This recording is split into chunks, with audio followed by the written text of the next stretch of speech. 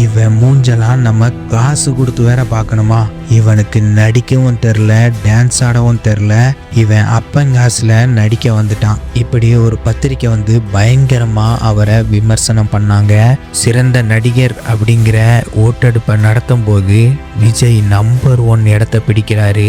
இந்த மாதிரி இவருடைய லைஃப்ல பல விஷயங்களை பண்ணியிருக்காரு, சேலஞ்ச் பண்ணியிருக்காரு. நம்ம இன்னைக்கு அதை பத்தி தான் பார்க்க போறோம். அதாவது விஜய் வந்து அந்த படம் நடிச்சாரு, இந்த படம் நடிச்சாரு, அதுல சூப்பர் ஹிட் ஆச்சு அப்படின்னு படத்தை பத்தி நம்ம பேச போறதில்ல.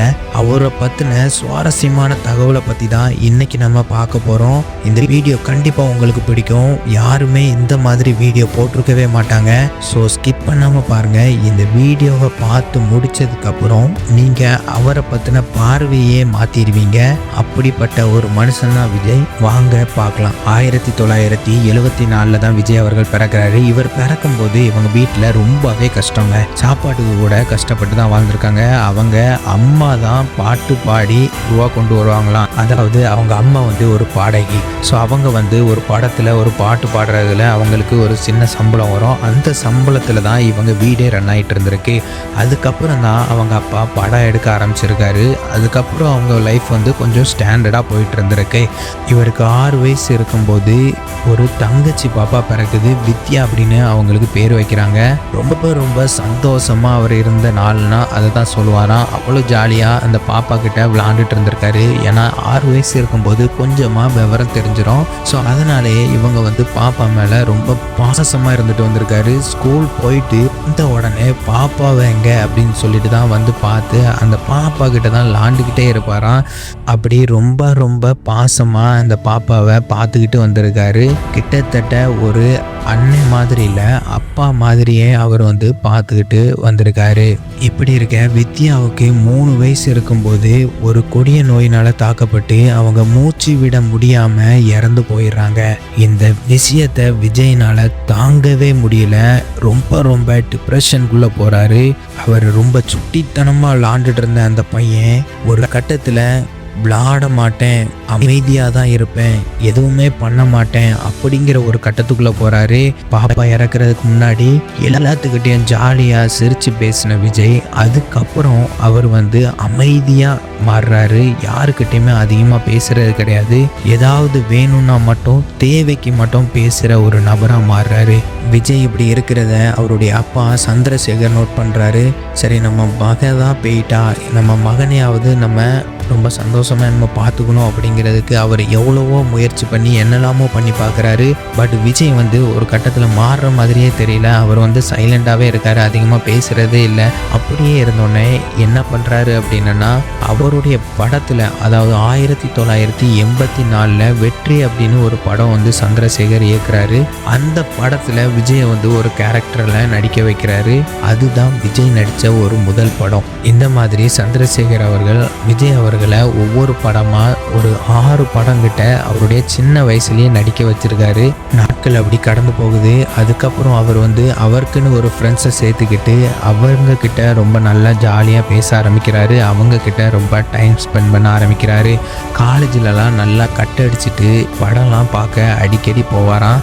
அந்த மாதிரி நல்லா சந்தோஷமாக வாழ்ந்துட்டு இருந்திருக்காரு. காலேஜை முடிச்சதுக்கப்புறம் இவருக்கு நடிக்கணும் அப்படின்னு ஆசை வருது. அப்போ அவருடைய அப்பா கிட்ட போய் நானும் நடிக்கிறேன்ப்பா அப்படின்னு கேட்குறாரு. ஆனால் அவங்க அப்பாவும் அம்மாவும் வேண்டாப்பா, இது உனக்கு வந்து செட் ஆகாது அப்படின்னு சொல்ல. பட் இவர் வந்து விடாப்பொடியா நின்று நான் நடிப்பேன் அப்படின்னு சொல்லி ரஜினி அவர்களுடைய படத்துடைய காட்சியை நடிச்சு காமிச்சிருக்காரு. அந்த காட்சியை பார்த்ததுக்கப்புறம் சரி இவனும் நடிக்கிறான் அப்படின்னு சொல்லிட்டு நாளைய தீர்ப்பு அப்படிங்கிற ஒரு படத்துல அறிமுகப்படுத்துறாரு 1992. அந்த படத்துல அவரால் முடிஞ்ச அளவுக்கு அவர் வந்து நடிக்கிறாரு. அவருடைய நடிப்பை பார்த்து பல பேர்ல எல்லாருமே விமர்சனம் பண்ண ஆரம்பிச்சாங்க. இது ஒரு மூஞ்சி அப்படின்னு சொல்லிட்டு நடிக்க வந்துட்டான், இதை போய் நான் காசு கொடுத்து பார்க்கணுமா, இவனெல்லாம் யார் நடிக்க விட்டது, இவன் அப்பண்ட காசு இருக்கு, இவன் அப்பன் டேரக்டர்னு இவனை நடிக்க வைக்கிறான் அப்படின்னு சொல்லிட்டு மிக கேவலமாக கொச்சையாக எல்லாரும் பேசினாங்க, பத்திரிக்கையில் போட்டாங்க.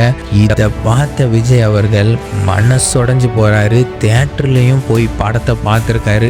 சரியான ரெஸ்பான்ஸ் இல்லை அப்படின்னோடனே அதுலேயும் அவர் வந்து மனசுடைஞ்சு போறாரு.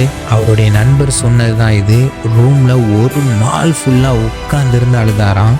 அழுதுகிட்டே இருந்தாராம். அதுக்கப்புறம் கண்ணாடியை பார்த்து அவர் சொல்லியிருக்காரு, இந்த மூஞ்சை தான் நீங்க பார்ப்பீங்க அப்படின்னு அவர் திரும்ப திரும்ப சொல்லியிருக்காரு. அதுக்காக ஹார்ட் ஒர்க் பண்ண ஆரம்பிக்கிறாரு. அவர் தினமும் காலையில எந்திப்பாராம். அவர் வீட்டில் ஒரு ரூம் அவருக்குன்னு உண்டான். அந்த ரூம்ல கதவை எல்லாத்தையும் அடைச்சிருவாராம். அடைச்சிட்டு கண்ணாடியை பார்த்து அவர் நடிக்க ப்ராக்டிஸ் பண்ணுவாராம். டைலாக்கை சொல்லி ப்ராக்டிஸ் பண்ணுவாராம். ரூம்லேயே டான்ஸ் ஆடி பழகி ப்ராக்டிஸ் பண்ணுவாராம். இப்படி திரும்ப திரும்ப திரும்ப திரும்ப அதே விஷயத்த பண்ணிக்கிட்டே இருந்திருக்காரு. அந்த ஒரு விஷயம்தான் இன்னைக்கு அவர் தளபதியா மாறுறதுக்கு ஒரு முக்கியமான விஷயம். யார் இவரை கேவலப்படுத்துறாங்களோ அவங்க முன்னாடி ஒரு மிக பெரும் சக்தியா நின்னாரு விஜய் அவர்கள். சரி, படத்துல நான் சரியா நடிக்கல, ஆனா அடுத்த படத்துல நான் நடிக்கிறத நீங்க பாப்பீங்க, அதை நீங்க புகழ்வீங்க அப்படின்னு சொல்லிட்டு அடுத்த படத்துல அவர் நடிக்க ஆரம்பிக்கிறாரு. அதே மாதிரி டான்ஸையும் நல்லா பழகிட்டு டான்ஸ் ஆட ஆரம்பிக்கிறாரு. இவரை மாதிரி யாருமே டான்ஸ் ஆட மாட்டாங்க அப்படின்னு சொல்ற அளவுக்கு மாறி நிற்கிறாரு விஜய் அவர்கள். இவன் மூஞ்செல்லாம் காசு கொடுத்து பார்க்கணுமா அப்படின்னு சொன்ன எல்லாத்தையுமே என் மூஞ்சதாடா நீ பார்க்கணும் அப்படின்னு சொல்ல வச்சாரு விஜய் அவர்கள். அதுக்கப்புறம் இவருடைய ஃபேனான சங்கீதா அவர்களை கல்யாணம் பண்றாரு. இவங்களுக்கு 2 குழந்தையும் பிறக்கிறாங்க. இதுக்கப்புறம் அவங்களுக்காக நிறைய விஷயங்கள் இவர் பர்சனலா பண்ணியிருக்காரு. சங்கீதா அவர்களுக்காக விஜய் அவர்கள் நிறைய விஷயம் படத்துல பண்ணாம இருந்திருக்காரு. நீங்க ரொமான்டிக்கா பார்க்காதீங்க, ரொம்ப ரொமான்டிக்கா பண்ணக்கூடாது அப்படின்னு நிறைய விஷயங்கள் சொல்லுவாங்களாம். அதை கூட இவர் சங்கீதா அவங்களுக்காக பண்ணாம ஸ்கிப் பண்ணிட்டு போயிருக்காரு.